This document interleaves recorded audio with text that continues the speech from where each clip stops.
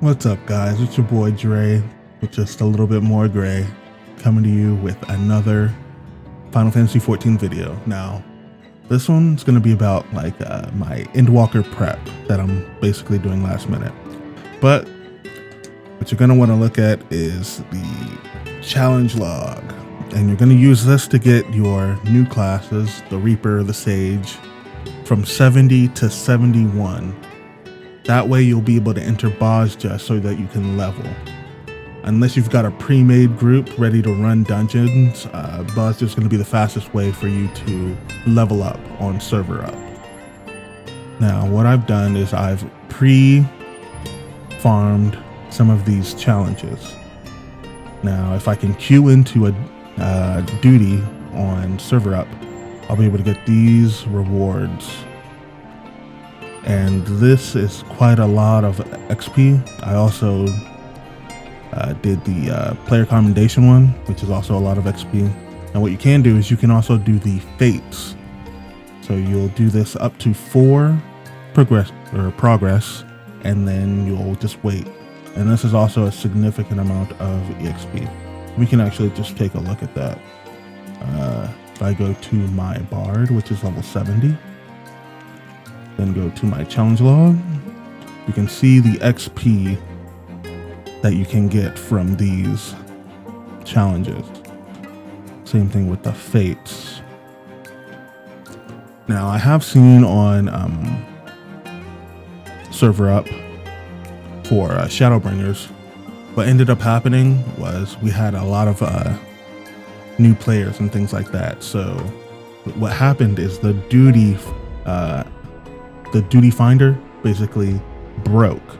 So you could not enter any duties at all on server up.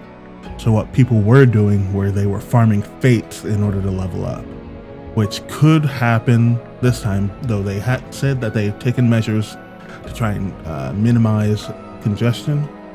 This is always a possibility. So you may want to look for maybe some fate farms if the duty finder breaks again. Now, you can also prep a little bit of lev quests. These are super easy, and they give you just the same amount of experience as like fates and things like that. So this is another way that you can do, you can get more EXP on server up. And yeah, these quests are super easy. You can also do, you can also prep like a large quantity of lev quests, about 16, and turn them all in. Actually, I don't think that works anymore for leave quests, but you can do it for regular side quests. Is you could prep side quests on a job before Endwalker, as long as the level is the same as the Reaper level, which would be 70. So you'd need to do it on a 70 level job. And then you could, on launch, turn them all in and get XP. Now, as far as any of these other challenges go, you're not going to be able to use them for EXP for the Reaper or the Sage. Now, I've already prepped my gear sets for Reaper and Sage, so that when I unlock them, I can just equip the weapon and soul crystal and be able to have my armor and everything all set up, so I can just instantly queue as soon as possible to get that XP. And the reason you want to queue as fast as possible is because there's going to be minimal amount of tanks doing queues, because there's no tank being added at level 70. So the amount of tanks that are going to be queuing up for duties on launch is going to be low, because they're going to be doing MSQ and getting that level 80 and up experience. And I did the same thing for White Mage, just prepped it all my equipment and everything, so I can just quickly unlock and change classes. And I took off the belts because they're getting rid of belts. Also, quick note, you might want to make sure to change your glamour from anything that potentially could be like Dragoon or a specific healer job specific. I was using the Relic Dragoon armor on this prep class, so I ended up changing the glamour just in case it was job specific. And that's about it. I also, you want to make sure that you have enough inventory space for the initial Reaper and Sage gear that you'll get once you unlock the job. They should give you a coffer that contains all pieces of like level 70 gear, but it's not going to be as good as the augmented gear you can purchase with Poetics. You might also want to cap your Poetics. Like I've capped these, but my Poetics aren't capped because I'm not really going to worry about it since I've got these capped.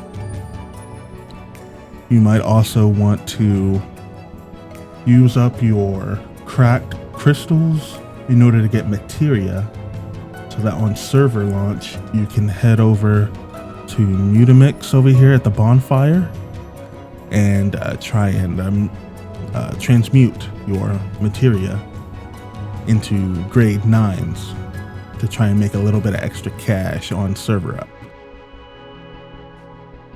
And that should actually be it. Now, you may want to clean up your inventory for all the new stuff you'll be getting. Old potions and things like that will be scaled down, so they won't be as relevant as they used to be, just like food. But you want to keep your tickets for easy tellies and your glamour prisms and everything like that. You may also want to take a look at your seals. Apparently they're adding new items to the Grand Company shop, as well as Gold Saucer. So you may be able to pick up some stuff there for your new jobs. Oh yeah, and they're getting rid of some of these scripts, and I believe only white scripts are going to be relevant now until we get the new level of scripts. And one last thing that I didn't go over, but you should definitely prep a Wondrous Tales right now, because what you'll be able to do on server up is you'll be able to turn this in for basically half a level of EXP. So you'll instantly get half a level of EXP from your Wondrous Tales book on server up. Then you can use those challenge logs that I was talking about earlier to get the rest of your level to hit 71, so that you can get into Bosja and start leveling your new job. And that's the Bosja Southern Front. People have been talking about doing Zadnor. The map for that area is pretty large, so it's going to be more time between getting to various skirmishes and things like that. So I would just go for the Bosja Southern Front. It's a smaller map, it's easier to traverse, and that's the very first area that you unlock from the Bosja quest line. So I would recommend entering Bosja and using the Bosja Southern Front area. And with that